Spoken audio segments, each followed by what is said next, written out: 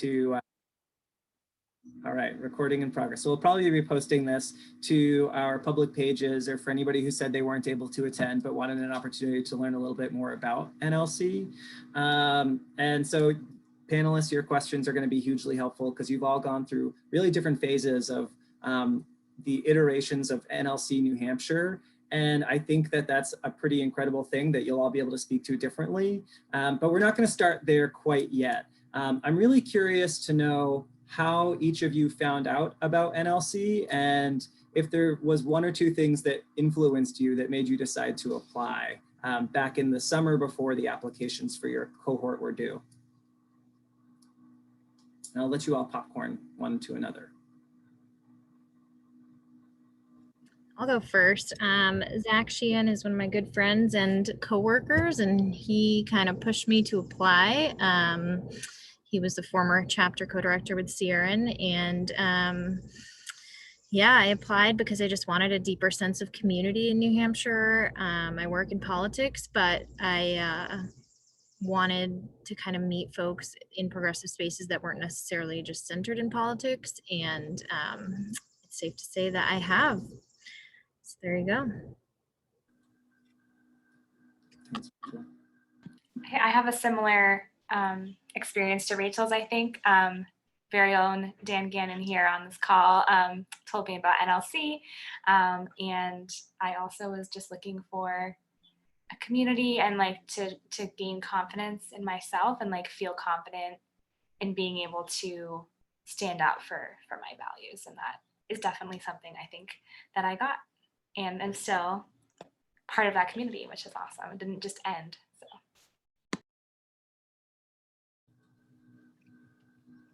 This is terrible, but I honestly don't remember who told me about NLC. Like, I just feel like it was, maybe it was Sierran, I don't know. Or Zach. A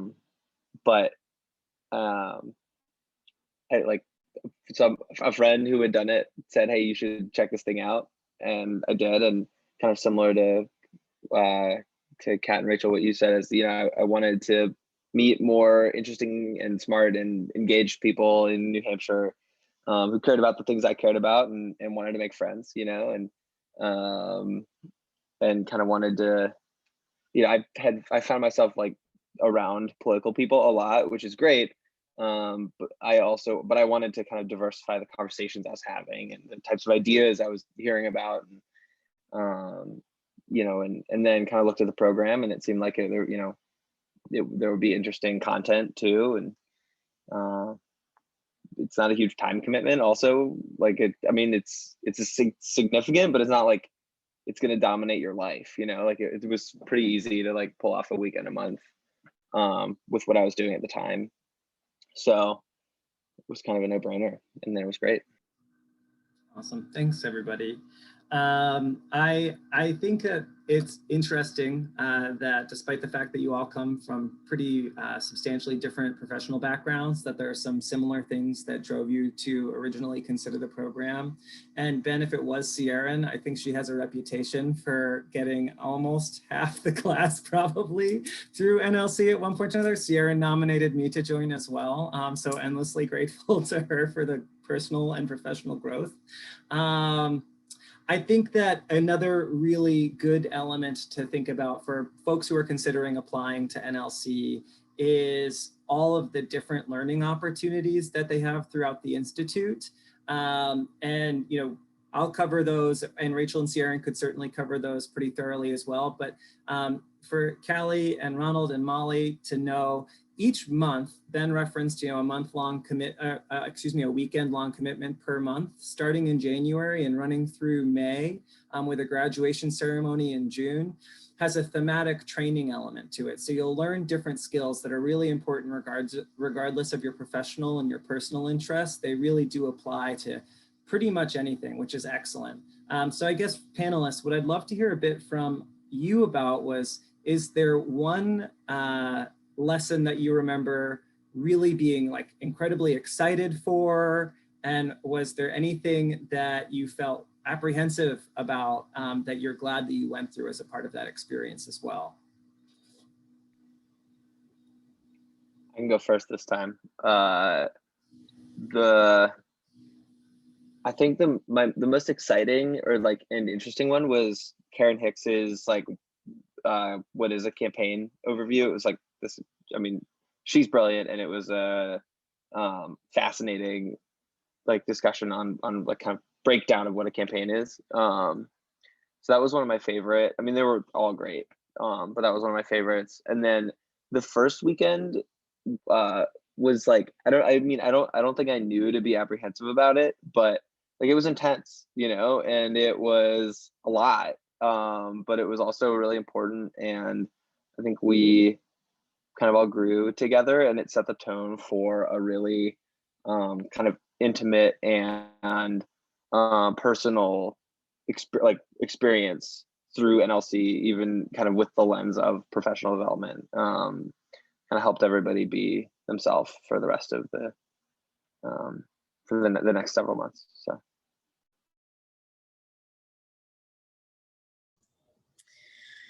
Yeah, what was I nervous about? I don't think I was like particularly apprehensive about anything. I think kind of pushing myself, like Ben said, in the lead weekend, I didn't know to be apprehensive about that, but that was definitely the most challenging part. And I think just like exposing yourself to, you may be really proficient in one weekend's area, but very much not in another. So kind of just pushing yourself to absorb all of it was probably the hardest part for me, but definitely fulfilling. Kat, this is fresher for you. I was trying to think of my favorite because there were so many good ones. I really liked, we had a panel on conflict resolution, which was really useful to me as someone who gets anxious about confrontation, and like just learning how to take that on. And like conflict is inevitable, but there are ways to go into it prepared. And I really appreciated that a lot. And then in our last weekend we did, there was a presentation about school funding. And I think everyone in our cohort was like so fired up after, because we just learned all about how schools are funded in New Hampshire, and it's not great. So learning like the details of that, and then like, okay, so what can we do now? I think those were the two that stand out to me, but honestly, there were so many good ones. And I think this was new to our cohort, was the national calls, where we got to one afternoon out of the weekend, we got to hop on a call with other chapters. And I just love that, like getting to talk to people from other places in the country. That was really fun. Yeah, that was new for you all this year, Kat. And I've heard a lot of really positive reviews from that. So Ben and guest speakers who may not, or guests, I should say, who may not know, because of COVID, obviously NLC had to pivot to an entirely virtual environment in the middle of 2020. So Rachel's class really got to be the test pilots for what that experience would look like. And then our curriculum chairs who ran it this year, their names are Sam and Sean, just did a phenomenal job working with Sierra and Rachel to make sure that all of the New Hampshire-based trainings were very local and community-oriented. But what was great is our national organization really stepped up, and it gave folks the opportunity to hear from some of our large sponsors and from some pretty influential leaders from across the country, as well as then collaborate with other chapters. And I think that it sounds like it was a pretty incredible experience. I'm a little jealous that we haven't all had that. I'm excited for alumni opportunities to do so down the road. And what both of you, I think all three of you at one point mentioned lead weekend. And lead weekend is the first weekend that Ben had mentioned, where folks are really reflecting on their own identity, what brings them to NLC, this opportunity to really step back and think about how your experiences have shaped the way that you interact with the world around you. And I also found that to be a pretty eye-opening experience that really helped to expand what it meant to me to be a progressive leader. Gave me a lot of opportunities to recognize gaps where I needed to fill that in with learning and training too. So that was perhaps for me one of those most expansive opportunities where I've really learned a whole lot about myself since the Institute. And Kat, you've just finished Institute. Ben, you're a few years out. Rachel, you're a year out. I'm really curious to know if you feel that there's been one or two lessons that you took away from the course of the NLC program overall that have been really important takeaways for you to, as you reflect back.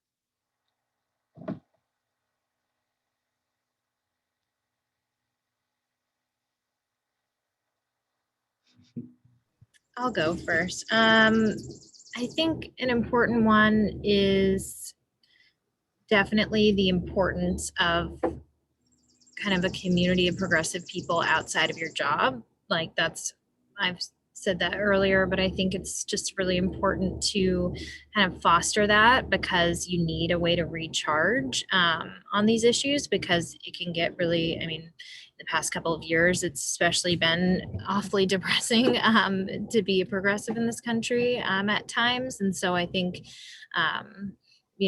having that community to recharge that's like both social and, kind of professional development is really an important takeaway from NLC. I think too, just being okay with not knowing what you don't know, if that makes sense. Really leaning into the discomfort of not being an expert on everything, and actually really, pushing yourself to learn and really grow through this experience. I couldn't agree more.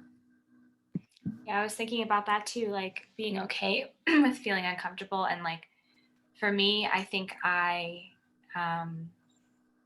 feel more confident in myself. Like Rachel, and well, we've all talked about this a little, like this imposter syndrome thing is very real for me. So I feel like supported, and I feel like I have a good foundation in a lot of things. And knowing that, like Rachel said, the community is still there to go back and,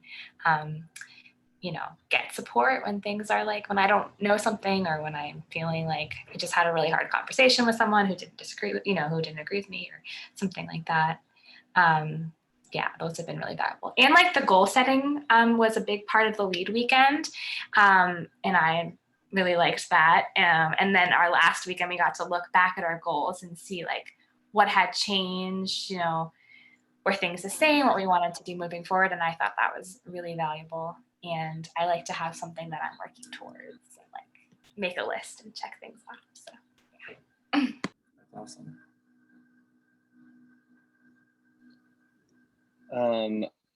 The lead weekend goal setting thing was an important and interesting exercise for me as well. It was like not something I'm great at, is like naturally to like create SMART goals, right?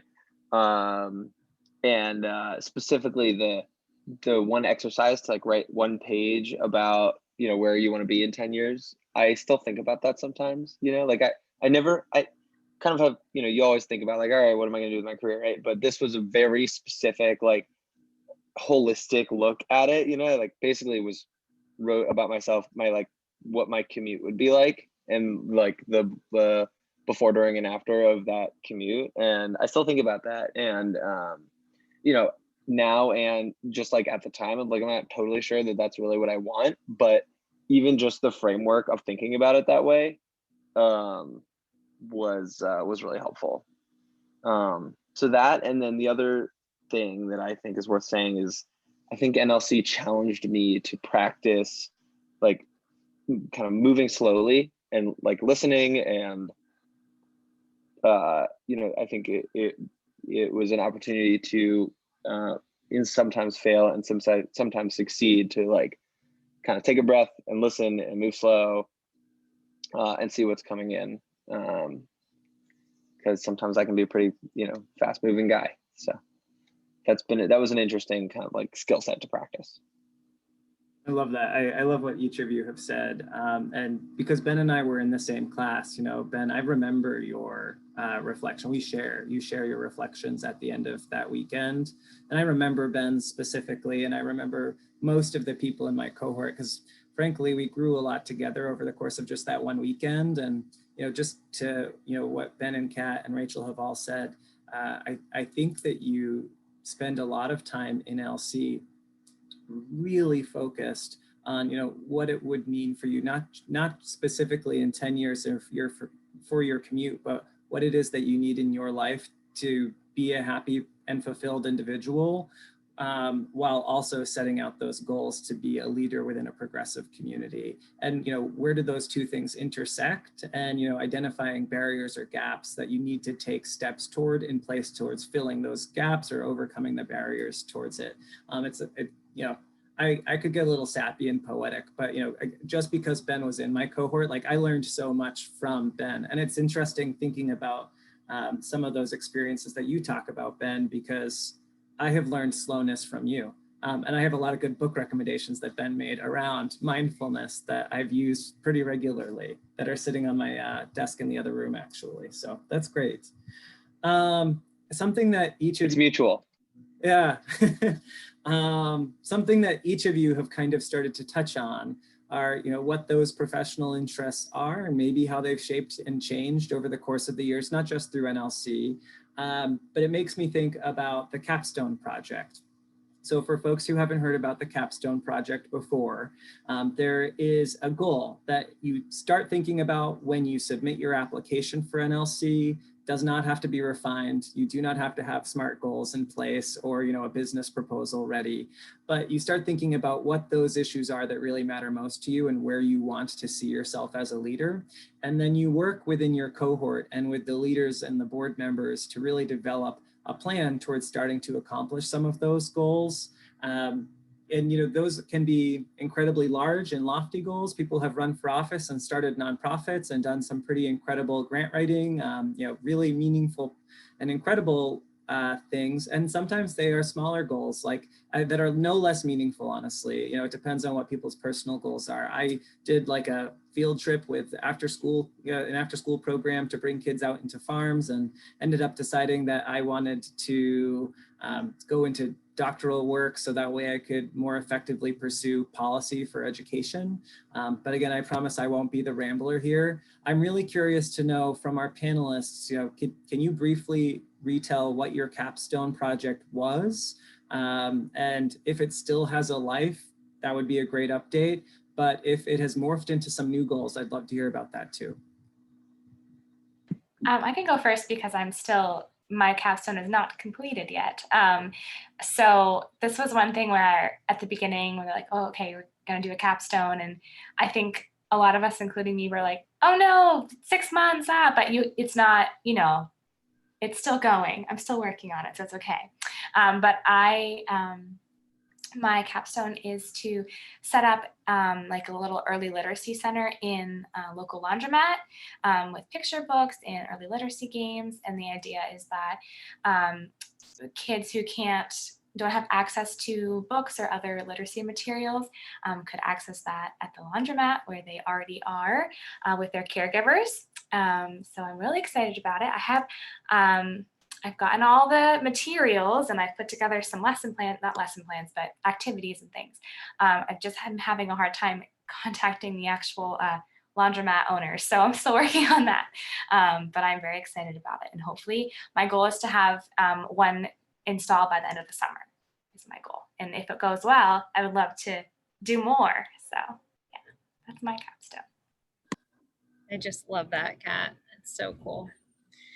My capstone was not as cool as Kat's, but I work for House Democrats, and something that I saw lacking in kind of like policy training for them was kind of speaking about gun violence and gun violence prevention in a way that, they could really own the issue because, this is a generalization, but a lot of my caucus members just didn't own guns and so didn't really know how to speak about it and about the issues around making sure that gun ownership is safe. And so I reached out through the NLC alum Facebook group. That's a national group, which is another great resource, just the national community, as Kat mentioned earlier.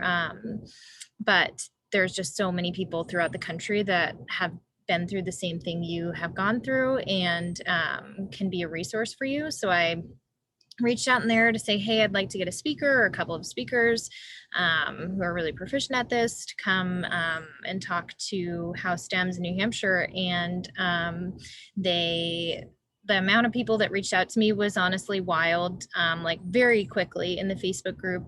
And I ended up getting Sandy Phillips to come, who has an organization called Survivors Empowered after her daughter was killed in the Aurora shooting years ago.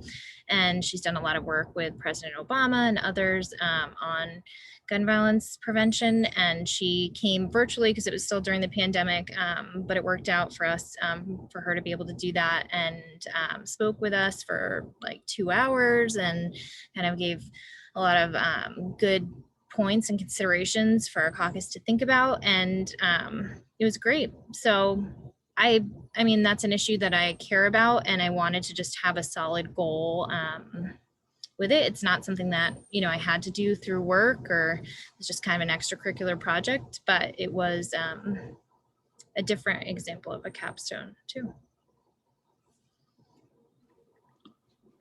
That's super cool. That's like something that legislators need. Democratic legislators need. So my capstone, I had just finished working for the New Hampshire State Senate, and had been doing basically a campaign services role, kind of helping run the Red to Blue program. And from that role, and from my observations of many other states' caucus programs, it seemed to me that there was a kind of a services gap in helping state level and generally smaller Democratic campaigns get off the ground in a way that makes sense. And so my capstone was basically to design the kind of architecture, the infrastructure of what an organization would look like that would help kind of be a gap filler in places that aren't like New Hampshire, and don't have a professional, competent, experienced caucus arm that can help candidates, raise the money the way they need to and hire consultants the way they need to, et cetera, et cetera. So it's not something I'm doing at all, or really in any way involved in anymore, other than sometimes I still talk to candidates, but it was fun to think through. And I still think it's probably something that would be helpful to a lot of people. Yeah. I think it's okay, Ben, that it hasn't continued on too. Mine also has not. That's absolutely all right to acknowledge.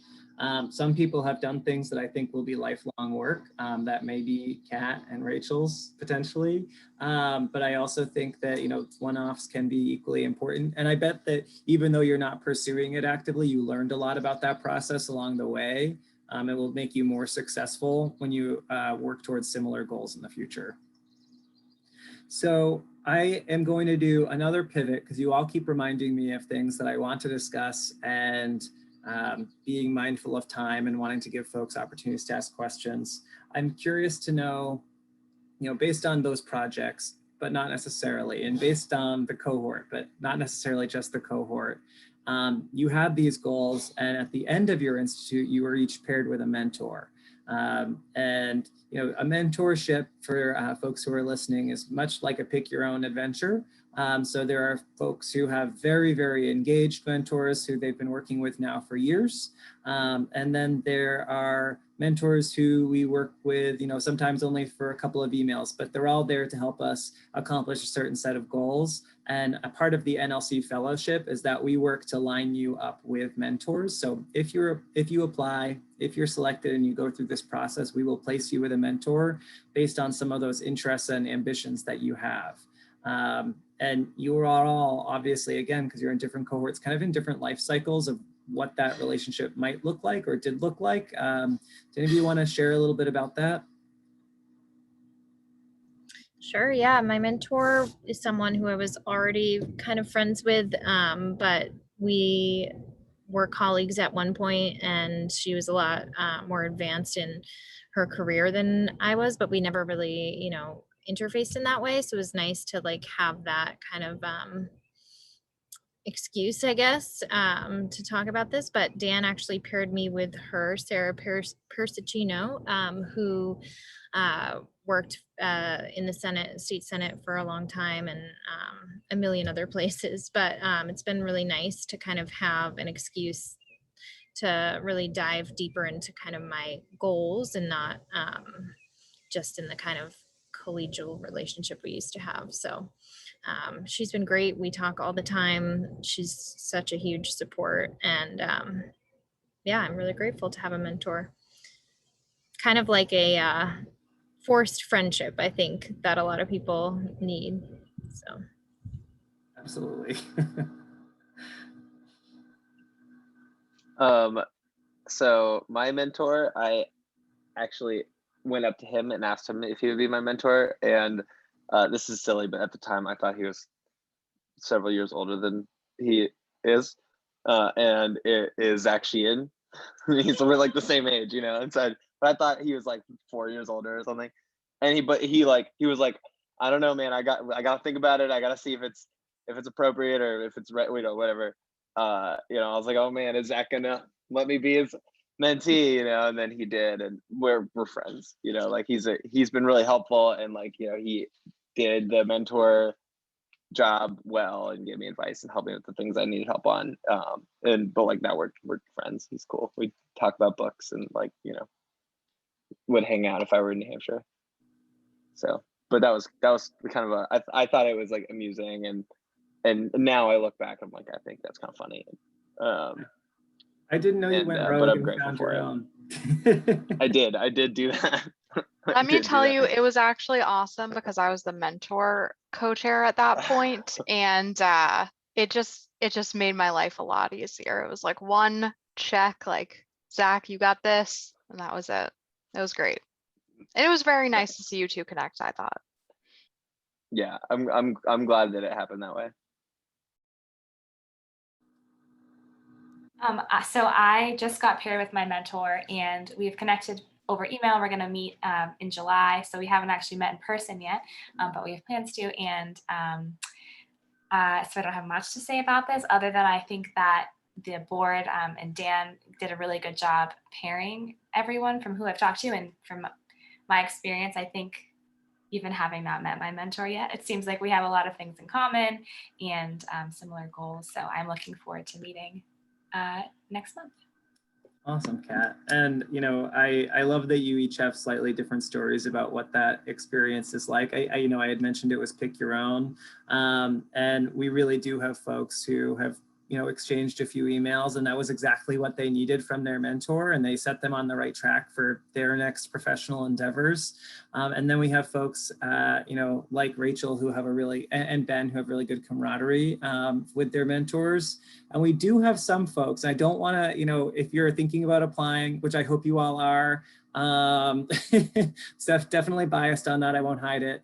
But what's really incredible is we try very hard to make sure that we have a mentor who can meet your needs and really understands what those are. And we've had some people, again, this is what I said I wasn't going to promise for everyone. We've had some people who have really had, like, you know, I think lifelong professional, you know, important opportunities through the mentorship program. I talk about this particular person quite a bit. So for folks who have spoken to me about this before, Natalie Laflemme, who's on our board, she does the selections process for NLC. She is a lawyer, and she wanted to find somebody at the end of her professional trajectory to really showcase what being a lawyer in New Hampshire, especially being a lawyer who cares about the public good in New Hampshire, what that looked like. And so she was partnered with a lawyer who had connections to NLC through another board member. And they have now been working together on and off. They have filed like really important legal briefs, amicus briefs to the New Hampshire Supreme Court that Molly Murphy, because you know, in your line of work, Molly works in education policy. So she likely knows Natalie and John Tobin, the lawyer who I'm thinking of, very well. But it's incredible. It really will amount to what it is that you want to get out of that and who your mentor is, but it's a very, very cool relationship. Okay, knowing that, again, that I'm trying to be cognizant of time, I have a couple more questions. I want to make sure I have time to give my spiel to everybody and then open the floor to everyone. I'll try and be brief. At least one more question though is, since you have now been with NLC, each of you in varying capacities for some time, can you tell me a little bit about what life after Institute has looked like for you and whether or not you feel like there were takeaways from NLC that you've really benefited from? Again, I know, Kat, this is quite fresh for you, but you can think about, you know, what you intend them to be, if that's better. Yeah, I kind of jumped right into the co-director role because Zach wanted to be done, and we worked together. So he's like, I know you can do fine at this. And it's been really incredible working with Sierran and learning and having like going through Institute again, joining the board has been really fun. And I've learned so much from Sierran and other people on the board too. That just helped me so much in my professional life and personal life. So I think like staying engaged with the NLC community is such a benefit in whatever way you choose to do that. But so many connections throughout New Hampshire and across the country.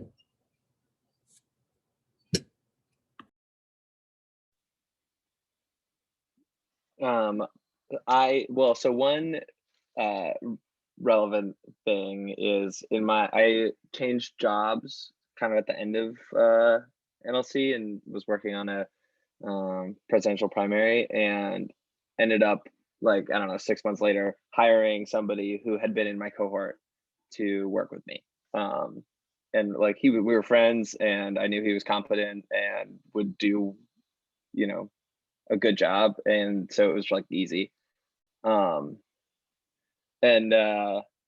So that, I mean, like I got to hire somebody who I liked and who we worked well together because of NLC, and he got to get a job out of it. So that was kind of cool for both of us. I think more kind of abstractly, you know, I mean, other than that, I don't know that there are like specific things that like I can point to that's like, oh yeah, that is that way because of NLC for me, right? I'm not directly involved right now. However, I am really grateful for the relationships that I have through it, right? Dan, like we don't, and Sierra, and we don't talk as often as we should, but I'm still really grateful that you are in my life and you're out there to talk to when I, you know, when we talk, you know. And there are like, I don't know, 10 or 20 other people who are in a kind of a range of that, you know, of that truth. And so that's been really important. You know, and then the other piece of like being exposed to people who are doing a bunch of different things, and, you know, even people who I don't talk to anymore, and that's fine. It's just like kind of the way things go with people, right? Like, you know, you learn, you know, so many different types of careers and outlooks on what being a progressive looks like, right? Because there were a bunch of different types of progressives in my cohort, and that led to some really interesting conversations. It kind of expanded my mind, you know, and I think that expansion is part of what made me feel comfortable like changing careers, switching from campaigns to a nonprofit and to like public health. Kind of helped open my eyes to what's out there a little bit more, and in a way that was really important. So I don't know, you know, I'm grateful for it. Yeah, just a couple weeks out, I guess. I think the connection thing is really important, and meeting new people, knowing people. One of the other fellows in my cohort, I actually got the library to hire them to do a training for us, and that was about accessibility, and that was really valuable. So I think just like knowing all these people now, and I'm excited to continue on with NLC serve on the board. Thank you, Kat, and thank you, Ben and Rachel. I want to give you each, just one more opportunity, and this is a no pressure thing. Is there anything that you would want anybody who's considering applying to NLC, other than do it? Is there anything that you'd want, Callie and Ronald and Molly to be thinking about? Or no? I mean, definitely apply. See how it goes. We would love for you to apply and to interview you and talk more. I think you have nothing to lose but apply. So.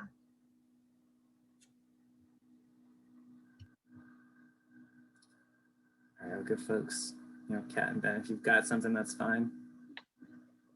Yeah, I mean, I think applying is a no-brainer because it's a cool thing, and why not? Doing it was in some ways a challenge, right? Like I said earlier, like it wasn't a huge time commitment, and that's true. But at the end of those weekends, I was tired, like emotionally and physically and mentally, and it was like drained, And I don't say these things like this is not a bad thing, right? It was a challenge where like because we were all really leaned into it and really bought into it and kind of going through this, we were like on the spaceship together for each of these weekends, that was a big part of why it was such a valuable experience. And so just, know that like, if you're going to do this thing, be prepared to invest that much. And know that like, that is, for me, at least that's what made it worth it, was that I and the people around me, like were, all in for this thing, and it was tiring and it was hard, but it was worth it.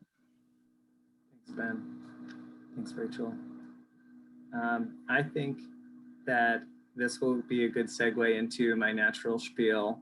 I promise I will be a timekeeper for myself because I want to give everybody the opportunity to ask questions if they have them. But thank you, especially Kat and Ben and Rachel for being here today. And your feedback is super, super important to me and to anybody who's thinking about applying. So that's great. As I launch into my spiel, I think that one of the things that prompted me to apply was really feeling like I needed to have a more important and meaningful connection to young people who were also really interested in progressive issues around the state. And I think everybody kind of touched on that in one way, shape, or form.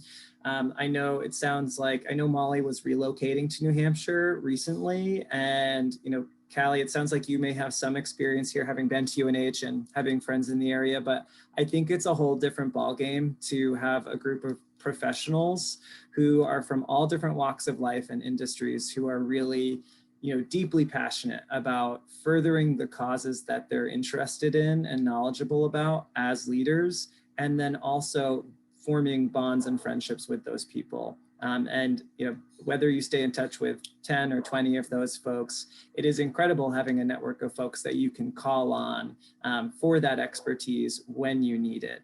So I guess I kind of said that was what motivated me to apply, but it's also, as an alumni now, one of the most influential things today. I know that I have a network of approximately 100 folks, some of them who I know intimately and can shoot a text to, but also this network both here in New Hampshire of about 100 folks and nationally of thousands who I can reach out to when I need that kind of expertise and guidance. And because there is work done in every industry, it is really not limited to one specific area. There's almost always someone who can lend some guidance or at least thoughts about how I can push the ball a little bit further up the hill when things are feeling really difficult. And as I start to talk about that, I guess it does kind of segue into the application process. So I know that you're all thinking about applying, and the way that NLC nationally brands itself, I think it's an important area to think about, is that we are the hub for progressive thought leadership here in the United States. There's lots of organizations that do youth development in a variety of political spectrums, but NLC is really the strongest and the primary space for developing proximate leadership. And what proximate leadership means is that it's folks who are already engrossed in the work in their community and are looking to enhance and develop new skills to further that important work in whatever area it might be. So as you're starting to think about applying, think about the work that you're doing now or the work that you're looking to do in the future, and see how you can tailor some of that into the application. And you don't have to have SMART goals or a business plan in place. It's really just thinking about what you would like to get out of the experience and what you think you have to contribute to the progressive community here in New Hampshire. And there's a lot to be said for that. The application itself is not all that difficult or long to complete. You can do it anytime between now and September 3rd, when our deadline for applications are. And we accept all applications and begin to review them all at the same time throughout September. And we have interviews between late September and mid-October.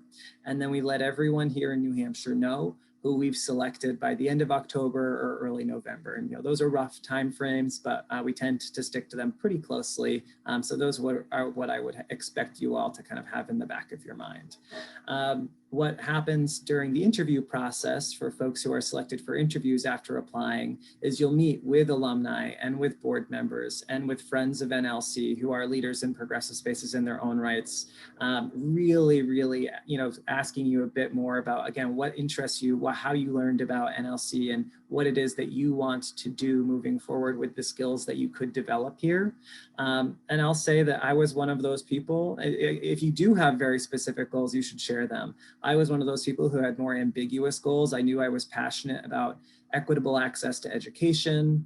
I knew that I had a lot of work to do around being a white man in a space with a lot of privilege and not necessarily knowing how to reconcile with that, working in spaces with equity. And I remember that conversation pretty specifically with my two interviewers who were two board members at the time. And it was an incredible conversation. I didn't necessarily know what was going out of it, but I knew that I gave my best. And then once I was accepted, and if you apply and you go through this process and are accepted, the institutes then begin in January. And really between early November and January, there isn't too much homework for you to do.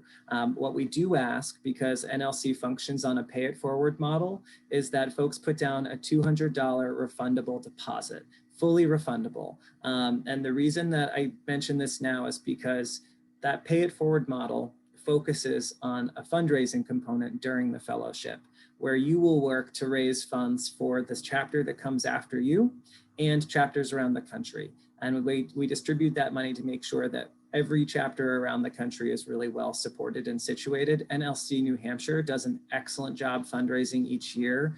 Sierra and Rachel really led the charge on that. And Sierra has been leading the charge on that kind of without fail for years now and has been hugely successful.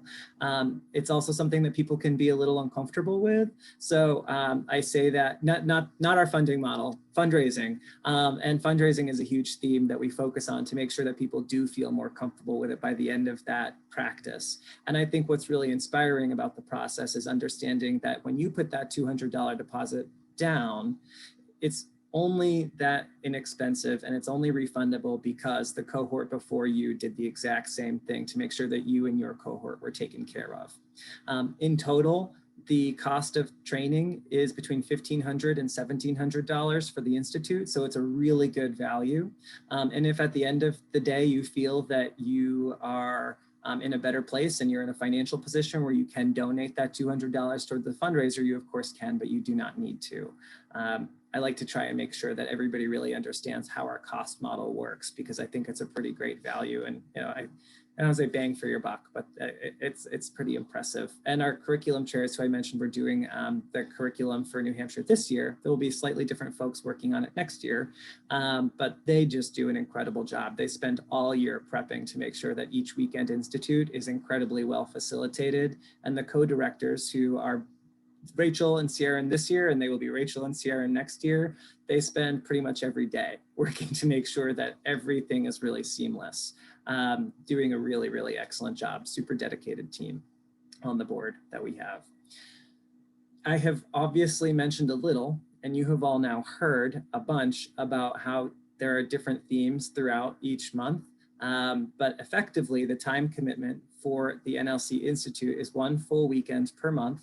Right now, because of COVID, that's all virtual.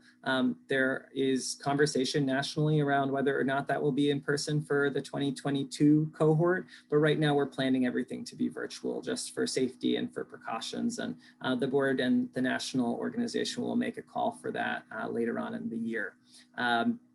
But the themes and the full weekends, while they can definitely be tiring, both virtually or in person, have been really designed now to be incorporated effectively in a virtual environment. So Zoom fatigue is very well accounted for, and people try to make sure that everybody's being taken care of and taking care of themselves.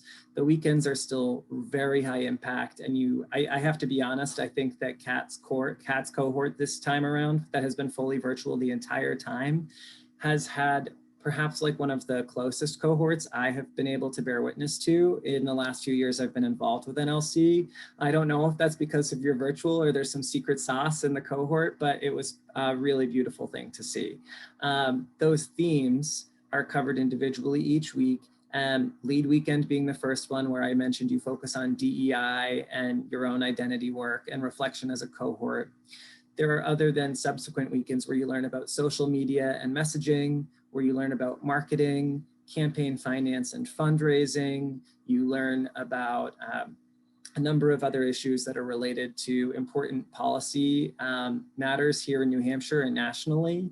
And we have speakers come in to facilitate those both locally, so you get that taste of New Hampshire, specifically about legislative issues that we understand significant chunks of the cohort care about, and try and push those up to the top. And also now from national organizations and chapters around the state too. So, chapters around the country as well. So it is a really high impact opportunity to learn about things kind of just large and small that affect the progressive community in a variety of different ways, and give you these essential skills for whatever it is that you might then want to do with them down the road, while you're also kind of honing what you might want to do along the way. You've heard of the capstone. You start picking out your capstone topic the minute that you join NLC. You don't have to firm that up, right away, like I mentioned, and you certainly don't need to have it during the application process. But if you're selected as a fellow and you go through that process, you'll be working with a small group of fellows in your cohort called a lead group. And they really help to specialize and make sure that you are on top of setting milestones to successfully accomplish those goals by the end of the Institute. And Kat's a great example. You don't have to have your capstone finished by the time you finish Institute, but you have to have your milestones in place. So that way it's what is that success plan? And we have had some people really set long-term success plans for themselves. If you've joined a call with me before, you've almost certainly heard me talk about Josie Pinto. She started the Reproductive Freedom Fund here in New Hampshire. It's New Hampshire's only abortion fund. She was in Ben and I's cohort, and she knew that that was a gap that New Hampshire had in our public services and that we needed it. And she spent the entire cohort time really working to figure out what it was she needed and who she needed help from in order to successfully launch such a large and necessary program here in the state. And she effectively took 2 years to plan it before launching it, which she did this year, in the fall of last year, I should say. And now she's able to successfully provide care to a large number of clients and patients, which is pretty incredible, especially for folks who are involved here in New Hampshire politics, with a lot of potential policy ramifications happening both at the state and the national level around that care. It's incredible that we have that opportunity here in New Hampshire. So the reason I'm saying that is it's an opportunity for you to really think about and flesh out an idea. And then as you near the end of the Institute weekends, you'll get the chance to present and get feedback from the larger cohort. And then you'll be paired with your mentor right at the end of our Institute. And you can either talk with them about your capstone project, if that's something you really want to push towards, or you can talk about separate professional goals, which is something that I did, or you can talk about separate personal goals, which a lot of people do as well. And a lot of folks decide that this is their opportunity to hear from somebody 10, 15, or 30 years ahead of them in their profession and get feedback to make sure it's something that they want to do and that they know how to get there successfully. And then once you finish your capstone weekend, and I'm going to circle back because I know I'm missing a couple of details that are important to know about, but once you finish, you join our alumni network. And I had mentioned that the New Hampshire Alumni Network is growing. We only accept 15 to 20 folks per year, and we've been an active chapter since 2015, but our first full cohort started in 2017. And so we have about 100 folks who are active in our alumni network.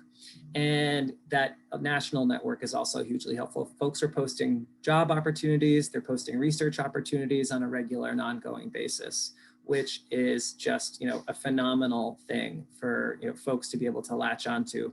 But because New Hampshire is also an older and more racially and ethnically homogenous state, it's a pretty awesome opportunity to meet people who are a little bit more like young progressives here in New Hampshire, who are seeking that diversity actively and are looking to grow in that space as people, but also are then able to find that friend network that the panelists have been mentioning. It really does, I think, straddle the bounds between friends and family, and friends and professionals. Although there are some folks who are family. We've had a few folks who have found love in NLC. That should not be your goal, but it is absolutely something that has happened in a beautiful way. The professional network that I was latching onto is pretty incredible. And what I wanted to circle back to is kind of, so I have the Institute weekends, and then what while I'm a fellow? Rachel, Ben, I just saw, oh yeah, Rachel, I just saw your comment, oh Lord. So what happens when I am not an institute, I am still a fellow, what are my other obligations? So there is the fundraising obligation. And we train people during the fellowship to learn how to effectively fundraise, to confront some of those fears around money. I'm one of those people who gets really nervous asking people for money. I have gotten a lot better about it since my 2019 fellowship. Again, kind of large parts thanks to Sierran, but it is an incredible opportunity to pay it forward for NLC, but it's also, knowing then that there are going to be issues in your life that you'll need to fundraise for, whether they be personal or about a legislative or social issue that you want to support. As a progressive, it's our duty to know how to do that effectively, regardless of where we fall on that larger progressive spectrum. And yeah, so Sierra was saying that she only got good at it because of NLC. It's not something we all have a lot of opportunity to practice with. So we practice in the Institute, but then we have fundraising calls. And we don't just do fundraising calls. People can, if you don't want to only make calls, or if for any reason you would prefer to outreach your network and build a network that is not call-based, you can certainly text and email and get in touch in whatever format you think you and the people you're trying to reach out to are most comfortable with. We have really broadened that out. So if I say call time, just know that that's what I mean. It's, fundraising time. We have done a really incredible job this year, I think, in an entirely virtual format to figure out how to do that in a way that is accessible and easy for everybody to kind of join into. And at the end, I should say the time commitment for that is, it's 4 to 5 hours total during your time as a fellow. So it's not like it's, multiple hours per week or per month. The other element of NLC, aside from your mentorship, which can take time at the end of the Institute, is those lead groups I'd mentioned, where you're really working to finesse your capstone project and some of those professional goals you want to set for yourself. There are going to be people who are in those small groups who will have the opportunity to offer you feedback. And typically folks meet with their lead groups once a month outside of the Institute. When it was in person, it was kind of, folks would go out for dinner or coffee or happy hours. And now that it's virtual, this year anyway, it's been all on Zoom. But I think something that's been kind of excellent about that actually is that it hasn't tied people to being in specific regions of the state. We used to have the central New Hampshire group and the coastal group and the group out west and the group up north. And we have actually really been able to broaden that out and change how we organize those lead groups and make sure that people can meet in a fashion that's convenient for them. So those are some of the largest bullet points of the Institute. I am going to put myself on pause after what I think was less than 15 minutes of rambling, if not just about that. I hope that kind of covered some larger bases, but I'm sure that, Molly and Ronald and Callie, you may have questions. So I want to give you the opportunity to do so. So I won't put myself on mute, but I will pipe down and see if there's anything that any of you might want to ask that maybe I haven't answered yet.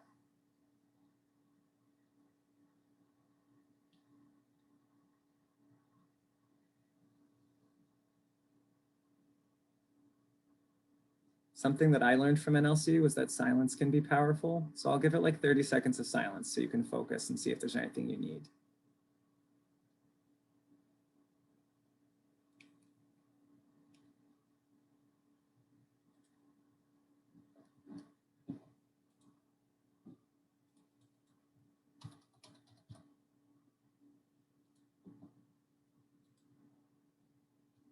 I swear. All right, it's been about 30 seconds. I swear that a couple years ago, it would have given me serious anxiety to be quiet for that long. And Ciaran has known me for about a decade, so she'll verify. I am going to put a link in the chat here in case you haven't already applied and you're considering it. You've definitely already received this link to, oh, excuse me, that was the nomination link. I will send, you can certainly nominate a friend or family member if you want to do that as well, but let me get the application link up as well. And I'll toss that into the chat.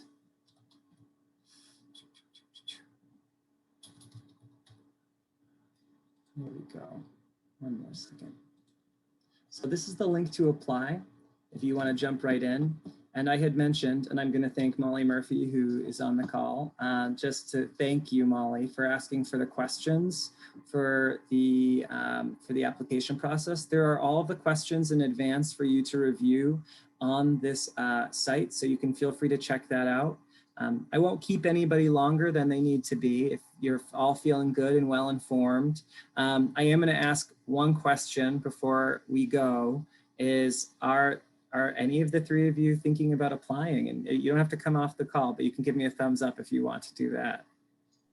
I definitely will. It just may not happen until the state has a budget. Yeah, that's fair, Molly. I can understand that. And Ron, I'm curious. I'm glad you're here on the call, and I'm curious because so NLC is typically for younger professionals. What brought you to the call today? I don't want to put you on the spot, but I'm really excited and curious that you're here. Oh, you're on mute.